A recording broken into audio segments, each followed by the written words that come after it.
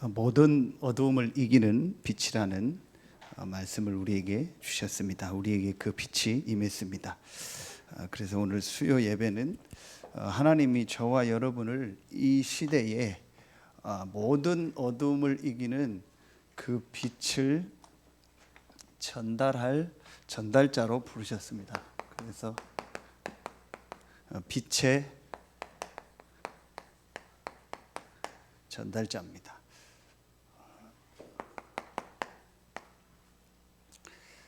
다시 한번 서론에서 분명히 말씀을 가지고 확인해야 됩니다.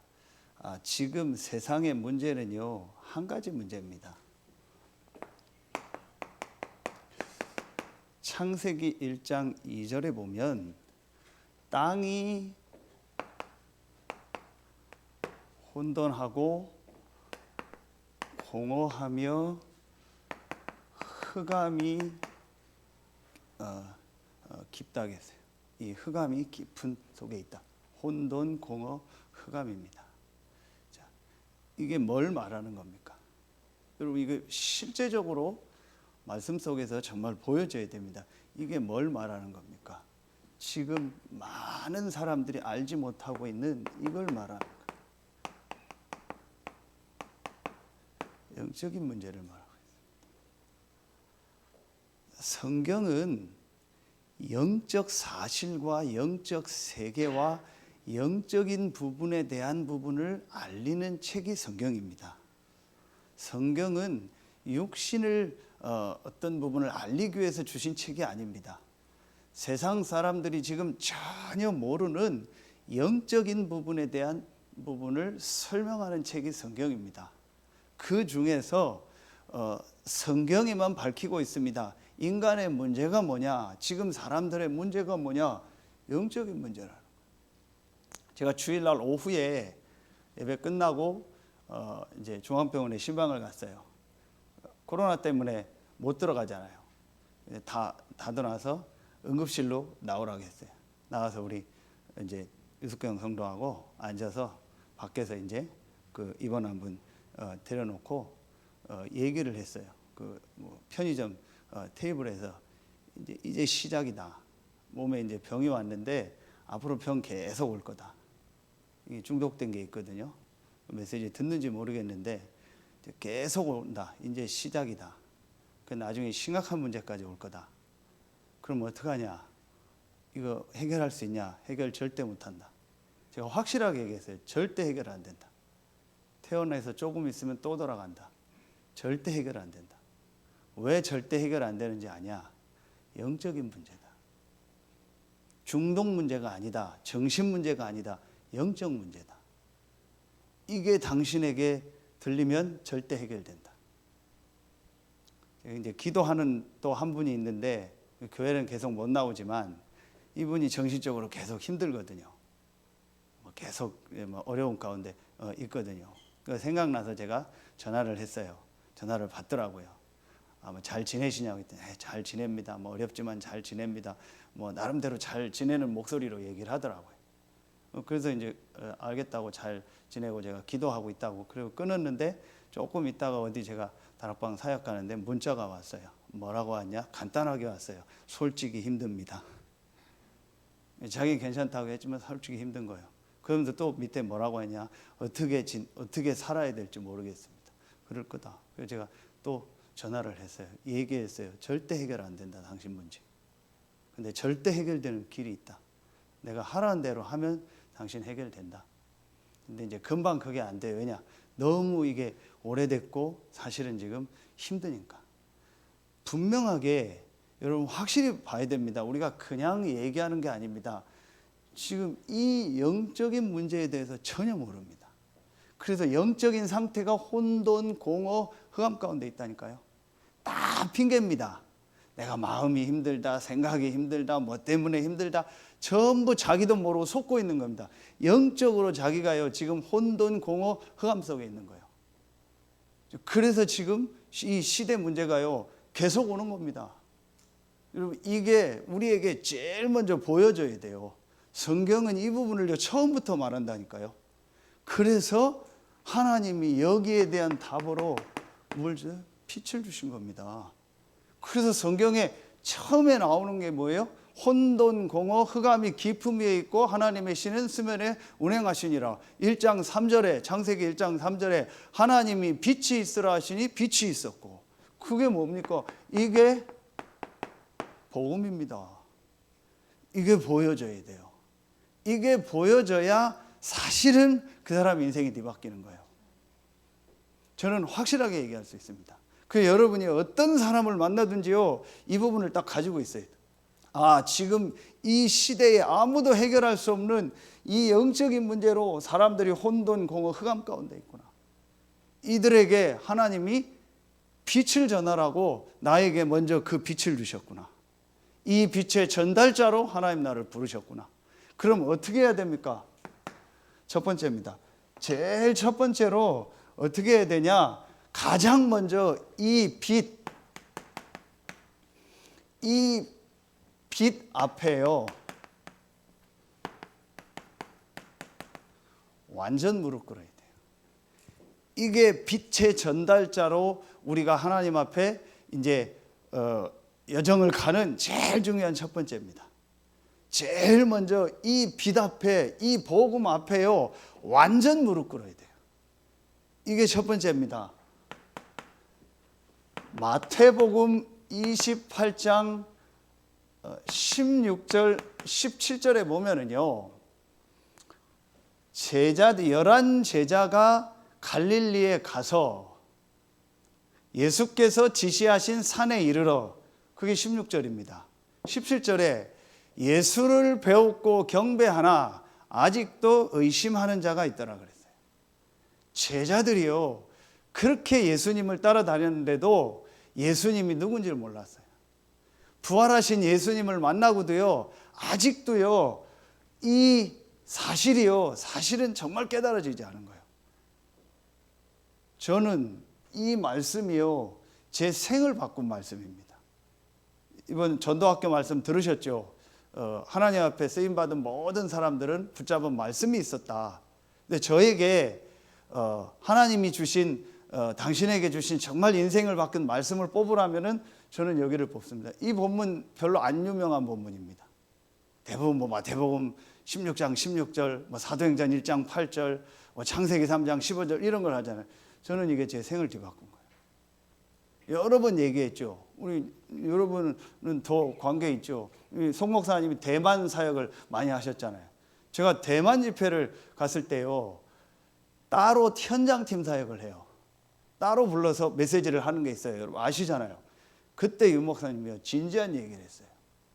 해외 첫 집회가 대만 집회였거든요. 항상 동해대학에서 했어요. 타이중에. 따로 현장팀 사역 하는데, 그때는 뭐 유튜브나 뭐 이런 게 없고 인터넷으로 막 메시지가, 해외 집회가 나올 때가 아니에요. 내가 그래서 솔직한 얘기를 여러분한테 하겠다. 그게 뭐냐? 다락방 아무리 해도 소용없다. 다락방보다 더한 거 해도 소용없다. 아무리 합숙훈련 받고 별걸 다 해도 소용없다. 아무리 뭐 훈련 받고 별 전도하고 해도 다락방 가서 훈련 받아도 소용없다. 부활하신 그리스도로 답이 나서 그 그리스도 안에서 산에서, 산이라는 말은 산을 말하는 게 아니고 혼자서 행복하게 경배하는 그 답이 없으면 다락방 아무리 하고 먼 방을 하고 먼 집회를 다녀도 인생 마지막에는 구원받고 안 받고 상관없이 완전히 비참하게 된다. 내가 이걸 솔직히 사역자들, 특히 목회자들한테 얘기하고 싶다. 정말 점검해라. 그때 제게 하나님 말씀이 들렸어요. 제가 그때 다락방 10몇 년 할 때입니다. 목사 안수 받고 3년 됐을 때입니다. 나름대로 사역 잘 한다고, 사실은 제가 먼저 있었던 교회, 그 지금 목사님 말고 그 앞에 목사님이 저 어릴 때부터 계셨던 분이거든요. 그 목사님이 어떤 분이냐, 그 초창기 다락방 만화를 다 그린 분이 있어요. 그분이 김성일 목사님이요. 그분 친구요. 그 김성일 목사님이 제 원래 담임 목사님이었고, 이제 그런 그 목사님 다락방을 시작하게 했는데, 그분이 이제 다락방을 하는 중에 교회 안에 뭐 보이지 않는 소문이 있었어요. 그게 뭐냐? 후임이 제가 한다. 그런 얘기가 있었어요. 근데 그분이 갑자기 미국 가고 또 이제 이제 지금 있는 목사님이 오시면서 이제 새롭게 인도되죠. 제가 그 얘기를 하는 게 아니에요. 사역 잘한다. 참 괜찮다. 그래도 우리 앞으로 후임하면 좋겠다. 성도님들이 다 그랬어요. 저는 아니었어요. 혼돈, 공허, 허가. 그 영적 상태를 전혀 몰랐어요. 저도 속고 있었어요. 전 잘하고 있는 줄 알았어요. 그런데 어느 날 자꾸 뭐가 밀려오는 거예요. 자꾸 제 마음속에 뭔가 말할 수 없는 뭐가 밀려오는 거예요. 그러면서 저도 모르게요, 뭔가에 자꾸 제가 빠져들어가는 거예요. 이런 상태가 계속 오는 겁니다. 그러는 중에요, 하나님 저를 대만 집회를 어쩔 수 없이 갔어요. 제가 밑에 있던 제 제자가요, 이 친구가요, 이놈이 뭐 헷갈리는 놈이고 학교도 제대로 안 다니는 놈인데 뭔 은혜를 받는데 갑자기 대만 집회를 간대요. 그 제가 데리고 가야 될 상황이에요. 그래서 간 거예요. 근데 그때 목사님이 얘기를, 그날 제가요 완전히 제 인생이 바뀌어요. 숙소에 와서요 복음을 다시 정리하고요 그리스도를 나의 주인으로 왕으로 진짜 모셨어요. 그날 이후부터 제 인생이 바뀌어버렸어요. 빛이 비친 거죠. 그렇죠. 누가복음 24장 32절 여러분요, 이 33절 보세요. 31절부터 쭉 나오죠. 그 중에요, 이 24장 33절에 보면 엠마오로 내려가는 제자들이요, 엄청난 기적과 역사를 다 봤지만 이 부활하신 그리스도를 이 빛 앞에 무릎 꿇지 않으니까 옛날로 또 돌아갑니다. 왜 목사님 자꾸 그리스도를 강조합니까? 아무리 여러분 은혜 받고 체험해도 성경 길에서 성경을 풀어주실 때에 우리 마음이 뜨겁지 아니하더냐? 그러면서요 예루살렘으로 돌아가는 거예요. 죽는 자리로 알면서도요 그 자리로 돌아가는 겁니다. 성경에서요 이 그리스도, 이 빛이요 정말 발견돼서 내가 그 빛 앞에 완전히 무릎 꿇어야 돼요. 그래야 우리 인생 진짜 바뀝니다. 그래야 정말 전도자로 쓰임 받습니다. 하나님이 전도할 사람, 구원받을 사람을 붙이십니다. 그게 전도입니다. 여러분, 이게 진짜 보여줘야 돼요. 언제 베드로가 바뀌었습니까? 요한복음 21장 15절 18절, 베드로가 예수님의 수제자입니다. 별 기적, 별 역사를 다 봤습니다. 이건 전도학교 때 말씀 주셨잖아요. 회개도 했습니다. 다 보니까 회개가 아니죠. 후회입니다. 후회한 겁니다. 그래, 내가 그러지 말았어야 되는데. 맨날 후회합니다. 대부분의 사람들이 후회합니다. 그래서 제가 어떤 사람들이 저한테 그런 얘기를 해요. 목사님, 내가 결심했다고. 제발 결심하지 마라. 제발 결단 좀 하지 마라. 왜냐? 후회하거든요. 후회하고 또 결단하고 후회하고 아무 소용없어요. 아무리 내가 잘하겠습니다, 그런 거 할 필요가 없어요. 그 말 할 필요가 없다니까요. 그게 전부 후회하는 겁니다. 베드로가 언제 바뀌었습니까? 이 부활하신 그리스도를 만나고요, 이 그리스도의 빛 앞에 완전 무릎 꿇어 버렸어요. 자, 가장 잘 설명할 수 있는 사람이 누구죠? 이 사람입니다. 바울입니다. 절대로 바뀔 수 없는 사람입니다. 그런데 이 바울이요, 부활하신 그리스도 되신 예수님을 만나고요, 자기 인생의 모든 답을 다 얻고 그 그리스도 앞에, 그 빛 앞에 완전히 무릎 꿇어버린 거예요. 이때부터 바울의 인생이 바뀐 겁니다. 그래서 저는요, 참 이 말씀이 좋아요. 여러분, 내가 이 그리스도 앞에, 빛 앞에 그리스도로 정말 담나고 완전 무릎 꿇었다는 게 뭐라고 표현할 수 있겠습니까? 여러분, 그 상태를 어떻게 표현할 수 있겠습니까? 저는 성경 구절, 바울이 한 고백입니다. 빌립보서 1장 20절 21절에 보면은요, 어떤 말씀이 나오냐? 한마디로 살든지 죽든지 이렇게 나옵니다. 이게 이 영어로 이렇게 나옵니다. whether or라고 나옵니다. 이게 뭐냐? 이렇든 저렇든. 이게 o합니다. but하고 다릅니다. but은 뭐냐? 그러나 그래도요. 그러나 나는 이렇게 돼야 돼요. 그래도 나는 이렇게 해야 돼요. 오와는 그게 아닙니다. 이렇든 저렇든, 이렇게 되든 저렇게 되든 상관없다. 바울은 분명히 얘기합니다. 살든지 죽든지 상관없다. 정말 말하라면 나는 지금 죽는 게 좋다. 왜냐? 그리스도와 함께 영원한 하나님 나라에 가니까. 그러나 교회를 위해서, 너희를 위해서 내가 있는 것이 유익하다. 아직 해야 될 일이 있기 때문에 있는 것이다. 이게 빛 앞에 무릎 꿇은 사람이에요. 여러분, 이게요 정말 중요한 부분입니다. 어떤 친구를 만나서, 어떤 청년을 만나서 한 몇 시간을 어제 포럼을 했어요. 우리 교회 사람은 아닌데. 근데 제가 그 친구한테 참 하나님의 은혜가 감사하더라고요.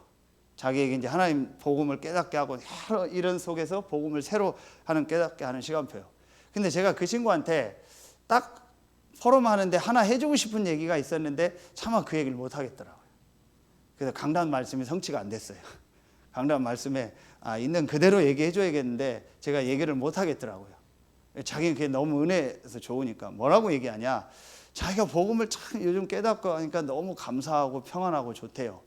그러면서 자기 가족과 여러 가지 관계들이 다 이렇게 회복되고 있대요. 그게 너무 좋대요. 그래, 나 감사하다. 근데 내가 해주고 싶은 얘기가 있어요.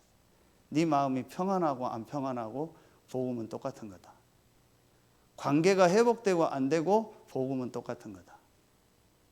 우리는 자꾸 좋은 의미를 알지만 기준을 어디다 줘요? 육신에 두는 거예요. 그래도 뭐가 좋아지고, 그래도 뭐가 잘 되고, 그래도 내가 어떤 것이 편해지고, 이게 기준이요. 미세먼지가 많고 구름이 많으면 태양이 없어진 겁니까? 태양은 그대로 있는 겁니다. 미세먼지가 있는 거고 구름이 있는 겁니다. 그렇죠? 이게요, 여러분 굉장히 중요한. 근데 이번에 전도학교 때 정확한 말씀 주셨어요. 저는 혹시 여러분 오해할 것 같더라고요. 혹시 내가 정은주 목사님하고 뭐 짰나? 우리 메시지 그대로 흐름 주시잖아요. 그렇죠? 그 오해할까봐 제가 광고 때 얘기한 거예요. 김동진, 김종진 이름이 비슷해요. 그래서 저는 얘기했거든요. 목사님 1, 2부로 이강하십시오 메시지. 아니면 길게 하십시오. 저는 메시지 긴 거 좋습니다. 근데 이제 김동진 목사가 장난으로 그런 거예요. 오늘 길게 하면 나 중간에 집에 갑니다. 근데 발음하는데 꼭 제가 그런 것처럼 얘기하잖아요. 그래서 내가 광고를 한 거예요. 오해할까. 우리 집사람이 이상하더래요. 저런 얘기 안 하는데, 우리 목사님이 저런 얘기 안 하는데 저런 얘기 한 것처럼. 그래서 내가 광고한 거예요. 근데 말씀 그대로 주시잖아요. 보세요. 어디입니까? 예레미야 42장 6절 말씀 주셨잖아요. 이스라엘이 결국은 어려움이 오니까 그제야 예레미야를 감옥에 가두다가 예레미야를 하나님 앞에 보냅니다. 기도해달라고. 그때 무슨 말 하죠? 이스라엘이 말하면 철든 얘기를 하는 거예요. 당신이 가서 하나님의 말씀을 듣고 오는데 그 소리가 좋든지 안 좋든지 막론하고 우리는 순종하겠습니다. 우리가 여호와께 순종할 때 복을 주신 줄 믿습니다. 그거 봐요. 강단 말씀 그대로잖아요. 하나님의 말씀에 내게 좋고 안 좋고 말씀을 받는 게 아닙니다. 내 기분에 좋고 안 좋고 말씀을 받는 게 아니에요. 성경에 나오잖아요. 좋든지 안 좋든지 하나님의 말씀을 붙잡겠다. 여러분 진짜 붙잡아야 돼요. 그게 빛 앞에 무릎 꿇은 사람이요. 이 빛 앞에 무릎 꿇은 가장 중요한 게 뭘까요? 이겁니다. 여러분 뭐가 뒤바뀌냐면요, 이게 바뀝니다. 마음, 생각. 여러분 이번 주에요, 이 말씀 나올 때 중요한 게 말씀이 많이 나왔다니까요. 그 중에요, 여러분 보세요. 다시 봅니다. 고린도 후서 3장 이 15절에 이 오늘 본문을 인용해서 바울이 뭐라고 얘기하냐, 구약을 읽을 때에 많은 지금 사람들이 아직도 마음에 수건이 덮였다. 수건이 덮였다 하겠어요. 그렇죠. 그 수건이 뭡니까? 크게 율법이고 종교고 윤리고 육신적인 거고 납니다. 그 수건이 덮여 있다 하겠어요. 그 수건은 언제 벗겨지냐? 16절에 언제든지 주께 돌아가면 수건은 벗겨지리라. 그래서 그리스도 앞에 나가면 수건이 벗겨져야 돼요. 그런데 이 수건이 안 벗겨져요. 어디에요? 우리 마음 생각에. 수건이 그대로 있습니다. 그러니까 여러분이요, 이게 굉장히 중요한 얘기예요. 그래서 바울이 고린도 후서 4장 여러분 3절 4절 보세요. 3절에 복음이 가리웠으면 망하는 자들에게 가리운 것이다. 그거 봐요. 여러분이요, 왜 망하냐? 뭘 잘못해서가 아닙니다. 복음이 가리워진 거예요. 그런데 복음이 어떻게 가리워졌어요? 4장 4절에 그 중에 세상 신이 믿지 아니하는 자들의 무엇을 마음을 혼미케 하여 그리스도의 영광의 복음의 광채가 비치지 못하게 함이니 그리스도는 하나님의 형상이니라. 인간에게만 있는 가장 중요한 영혼, 그 영혼이 뭐예요? 영이 그리스도예요. 하나님의 형상. 크게 못 비치게 하는 거예요. 뭐에? 마음을 혼미케 해서. 그래서 바울이 고린도후서 4장 6절에요. 이 1장 2절과 1장 3절의 본문을 그대로 이용해서 어두운 데서 빛이 비치라 말씀하신 그 하나님께서 예수 그리스도 얼굴에 있는 하나님의 영광을 아는 빛을 우리의 어디에 비쳤다? 마음에 비추었느니라. 여러분, 내가 빛 앞에, 그리스도 앞에 무릎 꿇었다는 게 뭐예요? 마음 생각이 바뀌어버려야 돼요. 여러분, 마음 생각에 절대가 있습니까? 절대 못 바꾼다는 거 있습니까? 절대 용서 못할 사람 있습니까? 절대 용서 안 되는 상황 있습니까? 미안하지만 그 사람은 빛 앞에 무릎 꿇은 건 아니에요. 알고는 있습니다. 그래서 여러분, 이걸 자세히 보셔야 돼요. 우리에게 육신이 있고 우리의 이 정신이 있잖아요. 이 정신을 우리는 마음이라고 하잖아요. 그런데 우리에게 영이 있습니다. 이걸 3분설로 얘기해서 영혼 육이다 하기도 하고 영혼과 육신이다 그렇게 상관없어요. 분명한 건 하나님이 사람을 만들 때 마음, 정신, 인격을 줬고 영혼을 줬어요. 그래서 자유의지가 있는 겁니다. 내 의지로 먹을 수 있고 안 먹을 수 있고 믿을 수 있고 안 믿을 수 있는 겁니다. 그래서 여러분요, 성경에 내 마음과 생각이 바뀌면 어떻게 되냐? 영원히 살아나요. 마음으로 믿어 의에 이르고 입으로 시인하여 구원을 얻는다 했죠. 자, 분명히 보세요. 요한복음 13장 2절에 사단이 가룟 유다 마음속에 예수팔 생각을 넣었다고 했어요. 그렇죠. 빌립보서 4장 6절로 7절에 보면 하나님이 그리스도 예수 안에서 우리의 마음과 생각을 지키신다고 했어요. 그렇죠. 여러분이 이 그리스도는 압니다. 그러나 이 그리스도의 빛이, 이 구원의 축복이 우리 마음에 비춰버려야 돼요. 그래서 내 마음이 뒤바뀌어야 돼요. 내 생각이 뒤바뀌어야 돼요. 그 말은 마음 생각을 바꾸라는 것이 아닙니다. 이래도 저거 저래도 되고 상관없습니다. 이게 안 되면은요, 그 사람의 영적 상태는 어떤지 아세요? 이겁니다. 딱 어린아이. 그 영적 성장은 수dob됩니다. 교회 열심히 다니고 훈련 다 받고 메시지 다 듣는데 그 사람의 영적 상태는 수dob입니다. 신기한 거 있죠? 저는 제 자신 두고 이거 완전 체험했어요. 그래서 상처를 갖지 말라는 겁니다. 상처가 마음속에 딱 있죠? 그러면 영적 상태는 수dob됩니다. 그리스도 구원 받습니다. 왕, 제사장, 선지자 압니다. 전도합니다. 다 하는데 영적 상태는 수dob입니다. 신기하죠? 영적 상태가 수dob인 증거가 뭔지 아세요? 어떤 상황이 오거나 어떤 말을 듣거나 어떤 나하고 안 맞는 일이 딱 일어났다. 못 견딥니다. 뒤집어져 버립니다. 그렇게 보고 막 예수는 그리스도만 목사님 왜 생을 걸겠다 뭐 오른팔 왼팔 얘기하고 내가 평생 하겠다. 나하고 안 맞는 말, 안 맞는 상황, 안 맞는 뭐 어떤 조건어죠. 뒤집어집니다. 그게 뭐예요? 마음 생각이요. 빛이 안 비친 거예요. 마음 생각에는요. 그대로 뭐가 있어요? 수건이 있는 거예요. 여러분 이거 굉장히 중요한 얘기입니다. 그래서 바울이 이 수건은 벗겨져야 된다고 했어요. 사실은 모세가 잘못한 겁니다. 수건 쓸 게 아닙니다. 너에게도 빛이 있다. 나에게 이 빛이 있는 것처럼 너에게도 이 빛이 임한 것이다. 그래서 괜찮다 나와라 이래야 되는데요. 모세가 자기 생각에요. 이게 못 나오니까 수건을 써버린 거예요. 그러니까 그 후대 모든 사람들이요. 그 수건을 쓰는 거예요. 실제 교회 와서 수건도 쓰고요. 여러분 영적인 눈을 뜨고 보세요. 우리 마음 생각에 수건이 있다니까요. 그러니까 희미하게 보이고 제대로 안 보이는 겁니다. 이게 벗겨져야 돼요. 이 빛이요 우리의 마음 생각에 완전히 비춰져서요 진짜 뒤바뀌어야 돼요. 아까 그 포로만 친구가 그러더라고요. 저하고 형 동생 하니까 형은 하나도 안 바뀌었대. 그럼 안 좋은 얘기인 줄 알았더니 좋은 얘기네. 뭐가 안 바뀌었는데 나를 처음 만났을 때나 10년 전이나 지금이나 맨날 그리스도 얘기하고 앉으면 전도 얘기하고 전도한 얘기하고 전도할 얘기만 한대. 형은 하나도 안 바뀌었대. 월요일 날 수원에 가서 제가 이제 2주차, 3주차 다락방을 하고 내려오고 하는데요. 그 친구가 저한테 하는 얘기예요. 자기가 수원까지 제가 오니까 미안하기도 하면서 목사님 참 목사님은 사명감이 있는 것 같다고, 그리고 열정이 있는 것 같다고. 천만의 말씀. 없습니다, 저는요.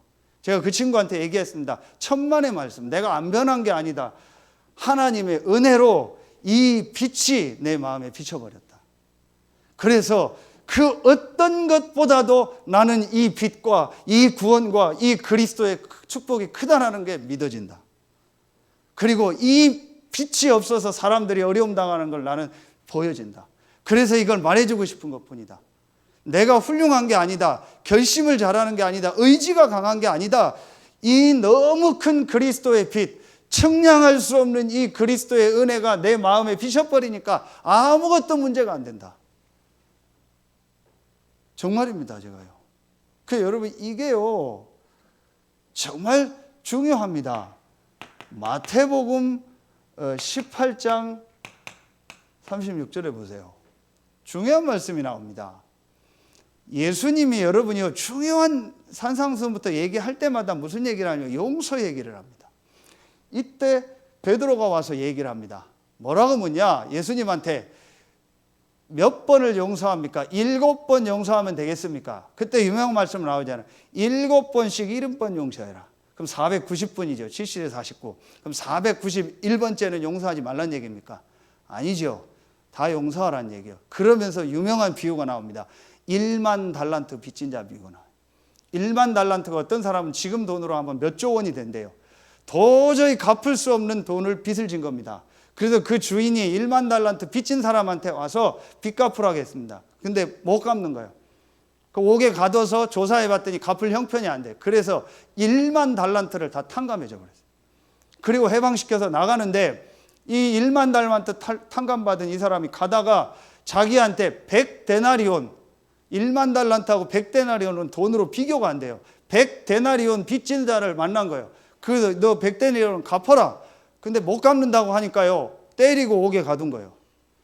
그래서 그걸 그 원래 1만 달란트 탕감해 준 그 주인의 종이 보고 주인한테 얘기한 거예요. 그래서 그걸 불러다가요 옥에 넣었던 그 비유가 나와요. 그러면서 36절에 뭐라고 나와요?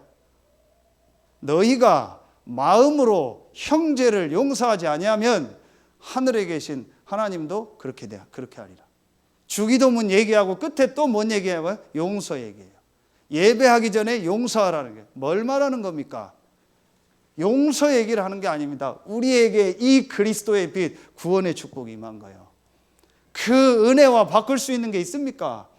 그거와 비교가 되는 게 있습니까? 저는 왜 백문일답을 좋아하냐? 그걸 김중곤 목사님이 하신 얘기거든요. 저런 분이 안 나와요. 왜냐? 저분은 이 그리스도의 빛 앞에 모든 무릎을 다 꿇어버린 거예요. 그래서 우리 민족과 정치와 경제와 문화와 교육과 모든 것에 주고 싶은 것이 그리스도다. 그리스도의 절대가 모든 걸 상대화시킨다. 내 인생의 최고의 사건이 뭐냐? 그리스도를 만난 것이다. 그것이 모든 것을 상대화시킨다. 하나님 그분을 쓰신 거예요. 그분 설교 들어봤습니까? 투박합니다. 그냥 소리 지릅니다. 예수가 다다. 예수가 길이다. 그래서 백문일답이 나온 겁니다. 후대에 그 인물이 안 나와요. 그 빛 앞에 무릎 꿇은 제자가 안 나오는 거예요. 여러분요, 정말입니다. 제가 여러분한테 얘기할 수 있는 게 하나밖에 없습니다. 제가 뭐가 있다고 여러분 앞에서 이렇게 합니까? 아무것도 없습니다. 딱 하나입니다. 하나님의 은혜로요, 이 예수가 그리스도라는 복음, 이 빛, 이게 다구나. 내가 구원받은 이 은혜, 너무너무 어떤 것과도 비교할 수 없는 은혜요. 어떤 용서 못할 사람이었고 못 갈 상황이었고 용납 안 될 일이 없어요. 내가 여기서 구원받았다니까요. 이 속에서 이 12가지 속에서 하나님의 은혜로 나왔다니까요. 그래서 저는요 요즘 계속 묵상하는 말씀이 이겁니다. 고린도전서 15장 10절입니다. 아침에 일어나면요 1시간 동안 러닝하면서요 제가 듣는 찬양이 이겁니다. 화장실 가자마자 듣는 게 이겁니다. 그러나 나의 나된 것은 하나님의 은혜로 된 것이니 내게 주신 그의 은혜가 헛되지 아니하여 내가 모든 사도보다 더 많이 수고하였으나 내가 한 것이 아니요 오직 나와 함께 하신 하나님의 은혜로라. 그렇지, 하나님의 은혜지. 그렇죠. 저와 여러분이 한 거 있습니까? 바울이 엄청난 헌금을 다윗이 드리고요, 하나님께서 주셔서 했잖아요. 맞잖아요. 하나님이 저와 여러분 육신적으로도 건강 주시고, 하나님이 저와 여러분에게 경제 축복 주시고, 하나님이 저와 여러분에게 모든 걸 주신 거 가지고 하나님 앞에 헌금한 거잖아요. 하나님 건강 주셔서 이 자리에서 제가 있고 우리가 헌신하는 거잖아요. 여러분, 큰 병원이요, 하루만 가봐요, 꽉 찼습니다. 그 병원에요. 그런 병원이 우리나라 몇 개 있습니다.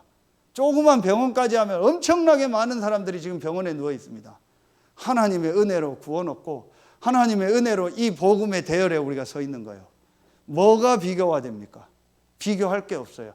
그래서 은혜예요. 왜냐? 가치를 할 수 있는 게 없어요. 이 공기와 가치를 할 수 있는 게 없어요. 그래서 은혜예요. 그렇죠?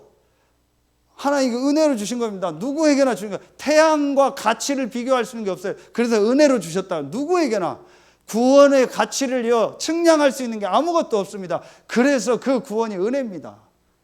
제가 이 은혜가요 제게요 물밀듯이 밀려오는 거예요. 하나님의 은혜지. 그렇구나. 이게 계속 깨달아지니까요 아무 문제될 게 없는 겁니다. 그 친구가 맞게 봤는데 틀리게 본 거예요. 내가 열정이 있고 가슴이 있는 게 아닙니다. 제가 이게 딱 보고 나니까요 아무 뭐가 없어요. 그러니까 진짜 평안함, 감사, 고요, 이게 자꾸 되어지더라고요. 여러분, 이게 굉장히 중요합니다. 이게요 계속 점검돼야 돼요. 사실은 이것만 점검되면 다 되는 겁니다. 이게 되어지면 뭐가 되어지냐? 2번이 되어집니다. 이때부터요 이 빛 앞에 무릎 꿇으면 어떻게 되냐? 이 빛에요 누림이 되어집니다. 제가 오늘부터 이제 가는 현장마다 이걸 계속 얘기해 줘야겠다. 그게 뭐냐? 여러분, 이걸 하세요. 1. 이제부터 여러분 이 빛 앞에요 완전히 다 무릎 꿇으세요. 그래 놓고요 우리 마음 생각에요 진짜 하나님 주신 구원에 대한 이 은혜 감사 묵상하면서 뭘 하냐? 111을 하래요. 그 111이 뭐냐? 첫 번째입니다. 자, 하루에 한 번 이상은 반드시 내가 하나님 앞에 집중하는 정시기도 정시예배. 그런데 어느 정도 정시기도 정시예배를 하냐? 내 마음에 하나님의 말씀이 임하도록, 내 생각이 바뀌도록 그 정시기도 정시예배를 해라. 제가 김희영 집사님 현장 가서 얘기를 했어요. 족발을 시작했는데 족발을 2시간 3시간 삶는데요. 그 옆에서 이제 체크하고 해야 되는데 제가 그걸 가지고 얘기했어요. 집사님, 그럼 오늘 족발 안 삶으면 어떻게 됩니까? 오늘 장사 못 한대요. 그 마음으로 이거 해라. 오늘 내가 이 시간을 안 가졌다면 나는 오늘 장사 안 한다. 못 하는 거죠. 그 마음 가지고 해라. 진짜 내가요 완전히 하루에 한 번은요 하나님을 향해서 집중하면서 내 마음 생각에 하나님의 말씀을 닫고 영적인 힘을 얻는 그 시간을 가져라. 이게 없으면 난 오늘 회사 안 가, 나 오늘 직장 안 가, 그 마음으로 해라. 오늘 장사 못해, 그거 오늘 준비 안 되면 장사 못 하잖아요. 그 마음으로 해라. 아침에 하든 밤에 하든 하루에 3번 하든 정시 예배로 하든 정시 기도로 하든 진짜 해라. 그거 해라. 여러분, 이게요 간단한 얘기 같은데 안 됩니다. 진짜 내가 이 빛 앞에 딱 무릎 꿇고요 이 시간 가져버리면요 그 사람 인생 바뀝니다. 분명히 바뀝니다.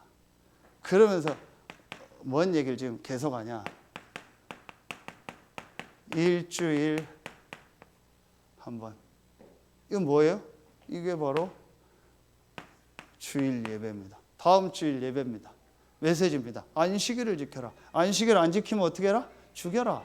그 말은 뭐예요? 그만큼 가치 있다라는 거예요. 그래서 안식일 날은 뭐 하지 마라? 집에서 불도 피우지 마라. 그만큼 중요하다라는 거예요. 예배가. 뭐가 중요한 거예요? 이 그리스도의 축복, 이 빛의 축복을 누리는 영적인 축복이 중요하다는 거예요. 바꿀 게 없어요. 그래서 그 축복 모르면 죽는 게 나아요.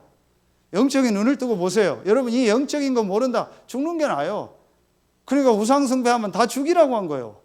그 영적인 건 모른다. 하나님 입장에 볼 때 죽는 게 나아요. 불신자가 볼 때는 도저히 이해가 안 가죠. 그런데 하나님은요, 그게 맞다라는 거예요. 그래서 제가 오늘 그 산업 현장 가서 얘기했어요. 할 수 있으면 이제부터, 할 수 있으면이 아니다, 주일날 쉬어라. 좋지 않냐? 1, 2부 이제 땡겨서 예배하고 좋잖아요. 오후에는 본부 메시지 듣고 기도하고 쉬고 포럼하고 얼마나 좋냐? 그리고 완전히 하나님 앞에 예배해라. 얘기했어요. 실명을 공개하겠습니다. 뭐 해도 되는 친구니까. 김기훈이 제가 전화를 했어요. 기훈아 잘 지내냐? 했더니 잘 지낸다고 하더라고요. 그래서 예배 안 나오냐? 그랬더니 코로나 때문에요. 내 아들 같은 놈이 야이 짱구먼 새끼야. 너 코로나인데 그럼 밥 먹으러 안 가냐? 친구 모임 안 가냐? 간대요. 오늘 저녁에 친구하고 약속 있지? 있대요. 야 이 새끼야, 근데 교회는 왜 안 나와? 그럼 너 집에 있어. 아무 데도 돌아다니지 마. 코로나인데 왜 돌아다녀? 말이 안 되는 거예요. 유목사님 이브예배 하잖아요. 전부 점검하는 거예요. 코로나인데 왜 마트 가요? 코로나인데 왜 어디 놀러 가요? 가면 안 돼요. 그렇죠? 교회가 제일 안전해요. 그렇죠? 교회 요즘 노래도 안 부르잖아요. 앞만 보고 말씀만 듣잖아요. 옆 사람도 안 보잖아요. 뛰어앉잖아요. 밥도 안 먹잖아요. 끝나면 빨리 가잖아요. 식당 가면 마스크 하고 밥 먹죠. 카페 마스크 하고 밥 먹죠. 운동장 운동하는데 아침에 러닝 1시간 하는데요. 운동장 다 오픈했더라고요. 야, 저 수영장 저거 수영장에서 어떻게 마스크 씁니까? 수영장 들어갈 때 마스크 벗고 들어가래요. 그럼 거기서 퍼질 수 있잖아요. 그럼 샤워할 때 마스크 쓰고 합니까? 아니잖아요. 운동할 때 마스크 쓰고 해도 잠깐 벗잖아요. 교회가 제일 안전해요. 정신 차려 이 새끼야. 막 뭐라고 했어요. 그 지나가다 엊그제 한번 들렸어요. 그 일하는데. 정신 차려 임마. 그랬더니 뭐 비싼 거 달고 있더라고요. 그 비싼 거 했다? 너 그랬더니 그럼 얼마입니다. 그 다음 주에 건축원금에 했다. 그래서 뭐라는지 아세요? 네, 알겠습니다. 기도해 보겠습니다. 얘라 이 새끼야. 네가 뭔 기도를 해 임마. 하라면 해 이 새끼야. 시키는 대로 해 임마. 뭔 기도를 해 네가. 전부 자기 생각이라. 그냥 알겠습니다. 뭔 알겠습니다. 임마. 다음 주 예배 오는지 한번 보세요. 와서 건축원금 하는지 재정부 한번 체크해 보세요. 됩니까 그게? 안 됩니다. 예배가 애들 장난입니까? 영적 싸움입니다. 헌금이 애들 장난입니까?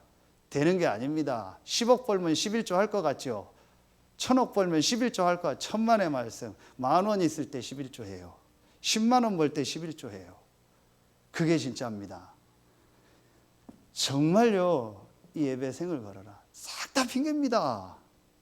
아무것도 하지 말아야죠, 코로나면은. 할 거 다 합니다. 다 다닙니다. 뭐 때문에, 누구 때문에. 여러분 남편이 예배 드린다고 칼 들고 옵니까? 여러분 예배 드린다고 여러분 자녀나 누가 어디에서 칼 들고 옵니까? 아무도 없어요. 여러분 교회에서 예배 드리면요, 집에 있는 남편 여자 되게 좋아해요. 부인 집에 안 오길 바래요, 제발. 얼마나 좋아하는데요. 여러분 교회 가면요, 여러분 집에 있는 그분 되게 좋아해요. 해방됐다고. 전부 핑계예요. 뭐 누구 때문에 예배 뭐 때문에.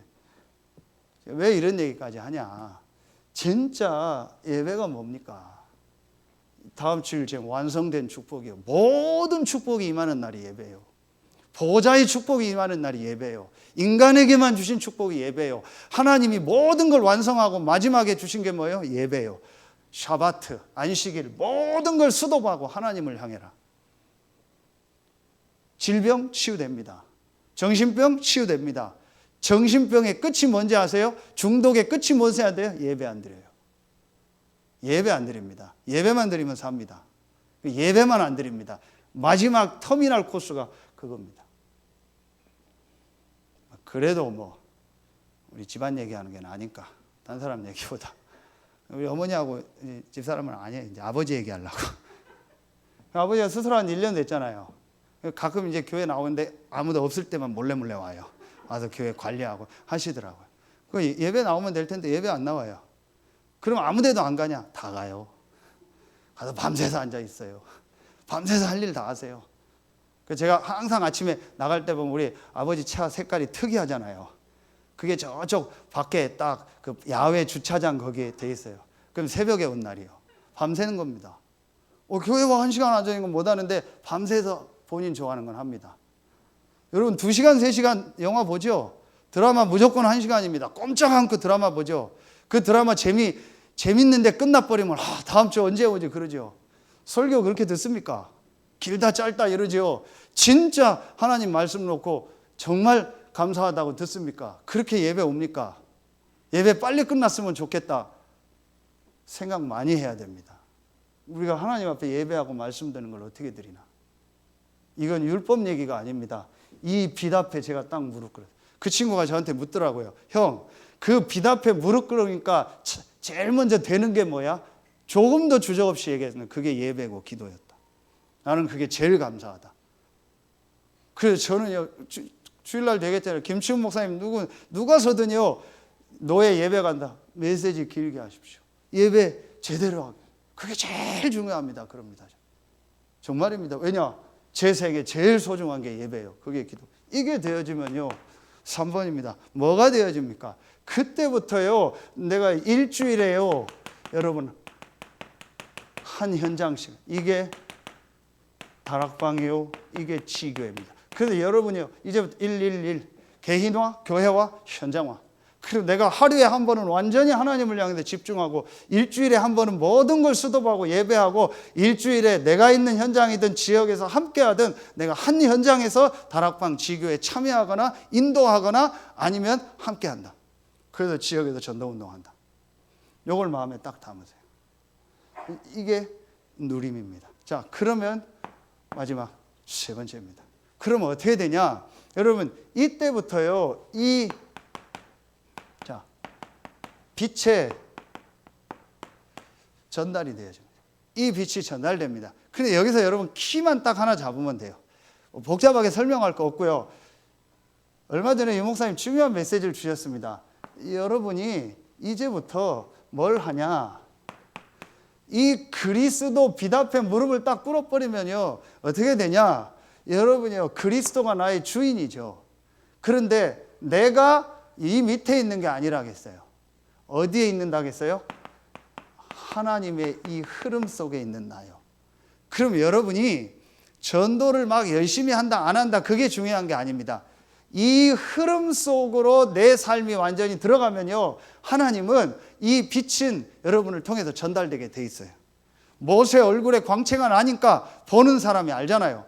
여러분의 있는 현장에서 이 흐름 속으로, 이 흐름이 뭡니까? 지난주에 이 언약의 바톤이라겠죠. 그래서 성경에 있는요, 중요한 흐름, 다시 말하면 이 성경적 복음 전도 기도죠.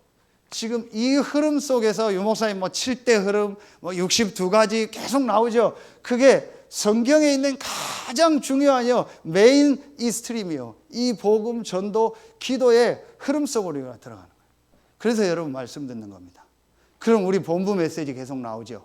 그렇죠. 그러는 중에 중독 예방 이 메시지 속에서 하나님 또 우리 교회를 만남 속에서 인도받게 하셨죠. 그럼 다음 주에 중독 예방 훈련 받죠. 그럼 기도하는 분들은 내가 이거 어떻게 참여해야 되겠다. 기도가 되겠죠. 당연히 참여하겠죠. 그러면서 동문전도학교, 하나님 시간표다. 저는 진짜 중심을 얘기했습니다. 우리 교회에서 계속했으면 좋겠다. 동문전도학교. 우리가 조금 헌신하더라도 그랬으면 좋겠다. 그러는 중에 하나님이 또 우리 강단에서 지금 이 메시지 속에서 우리를 인도하고 있죠. 이 흐름 속으로 내가 들어가는 거예요. 그게 전도입니다. 내가 열심히 하는 게 전도가 아니라니까요. 내가 원하는 전도를 하는 게 전도가 아니라니까요. 성경에 있는 이 중요한 흐름 속으로 내 삶이 들어가면 하나님은 성경에 있는 전도운동이 내 삶에서 일어나게 돼 있어요. 그게 뭐냐? 아까도 얘기했더니 이겁니다. 5기초. 여기에 키가 뭐냐?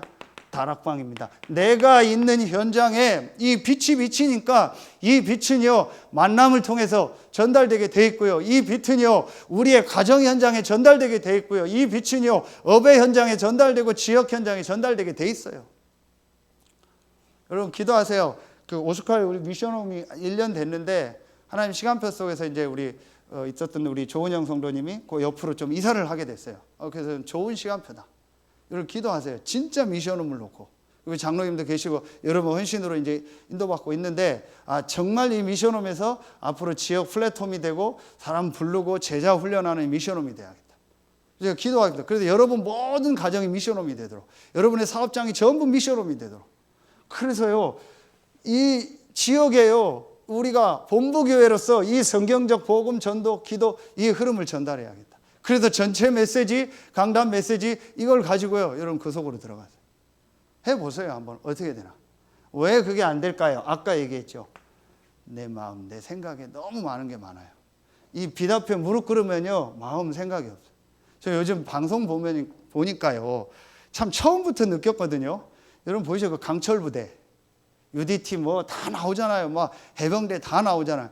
이 사람이요, 사람들이 전부 창세기 3장입니다. 마음, 생각, 할 수 있다, 하면 된다, 내가 결단하고 결심하고, 전부 뭡니까? 나. 우리 부대가 최고다. 첫날부터 막 싸우잖아요. 우리 부대가 최고다 해서 막 하면 된다, 할 수 있다 해서 막 계속 이 마음 생각이요, 완전히 나라는요, 의지와 내가 해보겠다, 할 수 있다, 우리가 최고 강하다라는 걸로 꽉 차 있어요. 완전 창세기 3장 프로그램이요. 창세기 3장에 대한 나오는 게 그 강철부대요. 그 속에서 사람들이 전도한다고 하는 겁니다. 그러니 하나님이 진짜 전도의 문을 안 여시죠. 저는 그거 보면서 참 하나님이요, 완전히 뒤집는구나. UDT, 해병대, 뭐 SSU 나온 사람을 안 쓰시고 방위 나오신 유목사님을 불러서, 방위 출신인 유목사님을 불러서 하나님이 전도한다. 야, 뒤집는구나. 그렇죠. 키 크고 훌륭한 사람 부른 게 아니고 조그만 분 불러서, 서울대, 스카이대 나온 분이 아니고, 여러분 영도에 고신대 가봤습니까? 전 가봤거든요. 그 영도 섬 산꼭대기에 있는 고신대입니다. 별로 안 알아줍니다. 그 고신대 나온 그 방위 출신을 불러서요, 전도운동을 하셔요. 해병대 특전사 707 나온 사람을 쓰지 않고 방위를 불러서 전도운동을 하시는 거예요. 참 하나님의 은혜가 참 묘하죠. 내 마음에 할 수 있다, 하면 된다. 아닙니다. 하나님의 흐름 속으로, 말씀 속으로.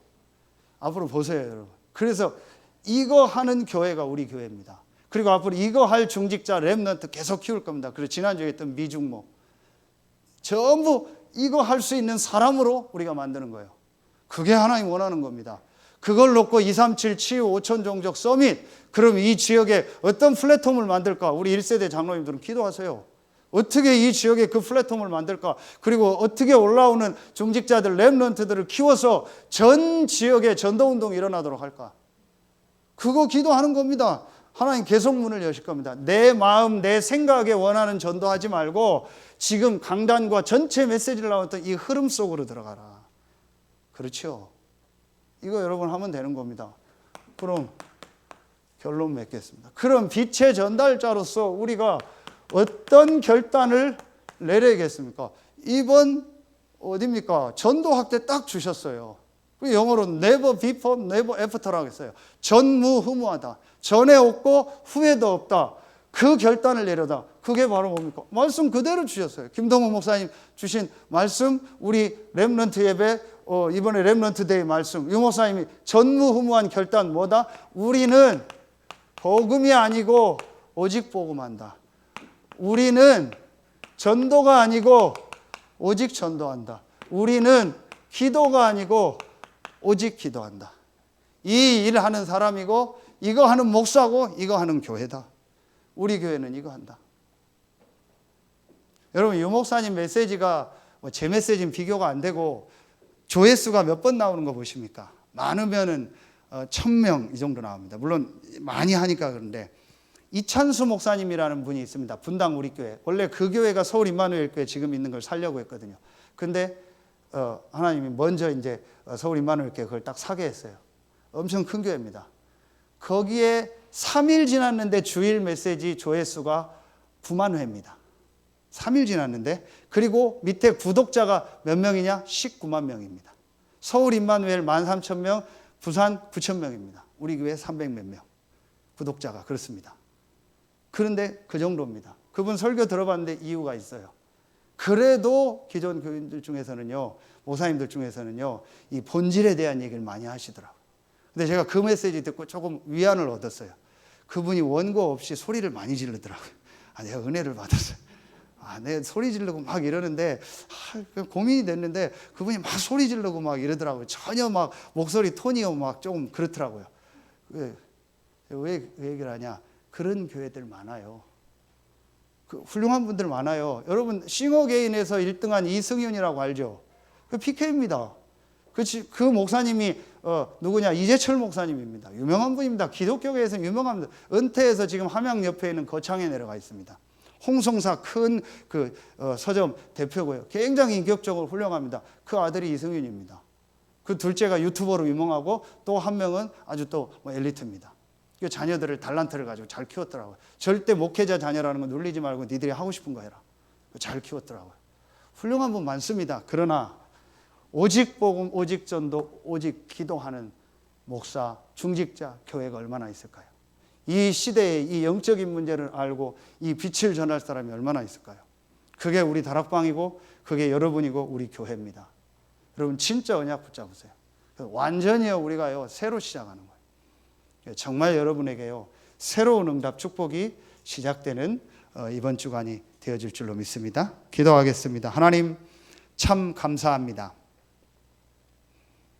하나님께서 우리에게 이 빛을 주시고 이 빛을 전달하고 이 빛을 선전할 자로 부르시니 감사합니다. 오늘 주신 말씀처럼 빛 앞에 완전히 무릎 꿇게 하시고 그 빛 안에 있는 축복을 누리게 하시고 이제 그 빛을 성경에 있는 전도운동의 흐름 속에서 전달하는 증인으로 모델로 서는 서해 RUTC 교회와 모든 중직자들과 성도들이 다 되게 하여 주시옵소서.